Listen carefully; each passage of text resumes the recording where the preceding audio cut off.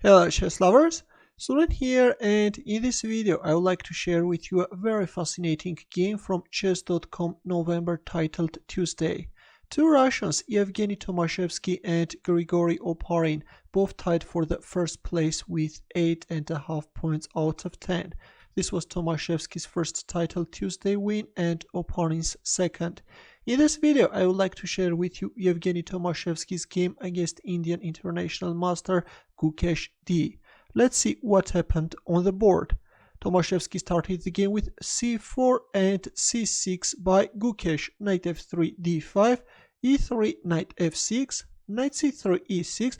Black is going for a very solid semi-Slav defense type setup. b3, white is preparing to flank to his dark squared bishop, b6 and d4. The game took the shape of semi-Slav defense, bishop b7, bishop d3, bishop d6. We see castling by both sides, bishop b2, queen e7, rook c1. Both players are starting to centralize their rooks, bishop f1, and e5. Black goes for this standard breakthrough. C takes d5 and e4. Black is sharpening the game. D takes c6. This white pawn is starting its long journey and is cutting through black pieces.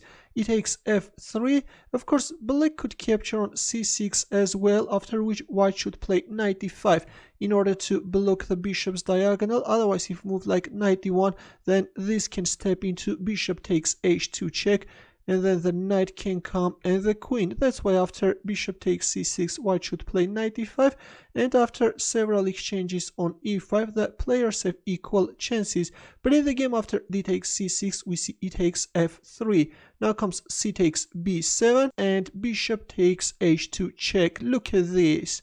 This is a very double-edged game and both players have to be careful. King h1, of course king takes h2 was also playable, and now if knight g4 check, then white can simply play king h3, and after consolidating the position, this is going to be winning.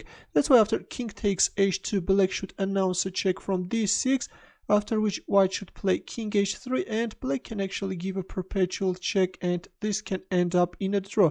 Of course, moving back the king can be very dangerous, because in this case white can even lose the game. The knight can join the attack, and if g3, then queen h6, and white king is in a mating net.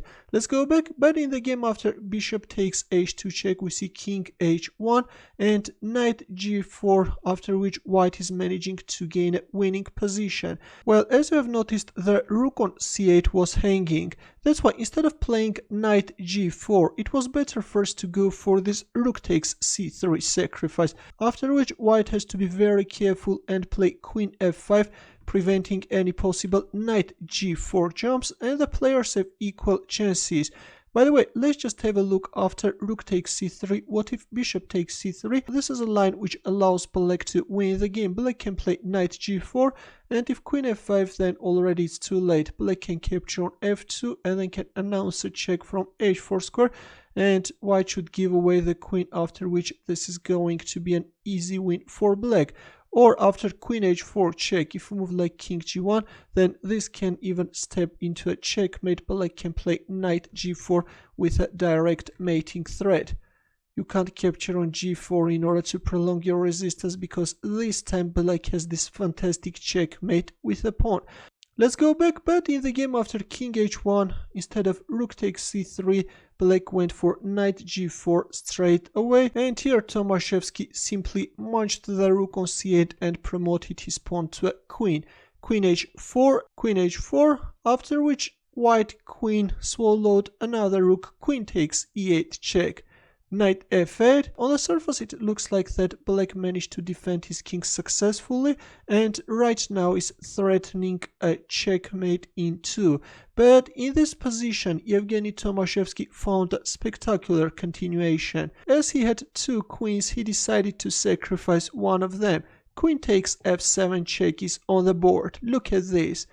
King takes f7 is virtually forced, after which the second queen is joining the attack with a check. Queen f5 check, king e7. Well, if king g8, then this time the light squared bishop can join the attack and black king can get checkmated.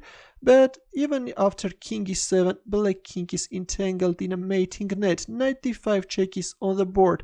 King d6, and here comes the dark squared bishop, and we have a brutal checkmate on the board. Look at this position. A very interesting game, I think. In this tournament, Tomaszewski won a lot of beautiful games, but his favorite one was this spectacular win, where he promoted the pawn to a queen and immediately sacrificed it to avoid checkmate and launched a destructive counterattack.